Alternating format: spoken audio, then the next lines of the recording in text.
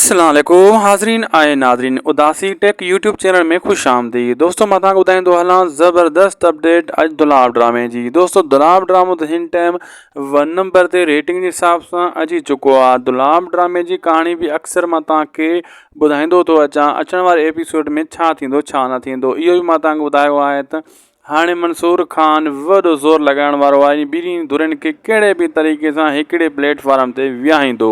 ऐं ॿियो दोस्तों इन ड्रामे खे टक्कर ॾियण जे लाइ 3 ड्रामा मैदान ते लहण वारा आहिनि। वेरिन जी बस्ती, राबेल, दो असद कुरैशी जो ड्रामो आहे। नाले वारो अदाकार असद कुरैशी। ऐं वरी जेको आहे वेरिन जी बस्ती हाजन तीवण जो ड्रामो आहे यानी सिजावाल खान। ऐं उन सां इरफान शेख बि जेको आहे न अहमद अली शेख बि आहे। ऐं होॾो वरी जेको राबेल ड्रामो आहे अब्बास गुल ओडाणो ऐं इरफान शेख, अज़ीज़ कंबराणी, ज़ुल्फ़कार बुर्दी ऐं मजू लाड़ वग़ैरह काफ़ी सारा अदाकार इन में कमु करे रहिया आहिनि। इहे 3 ड्रामा मैदान ते अचण वारा आहिनि। लॻभॻि जनवरी वारे महीने में इहे ड्रामा मैदान ते लहंदा। ऐं सिंध टीवी जो हिकु ड्रामो आहे, हिकु मिरान टीवी जो आहे, ॿियो वरी केटीएन वारनि जो आहे। ऐं जॾहिं इहे आया मैदान ते त पोइ दुलाब खे धकु लॻी सघे थो दोस्तों। ऐं असांखे ॾींदा इजाज़त, सब्सक्राइब लाइक शेयर ज़रूरु कंदा।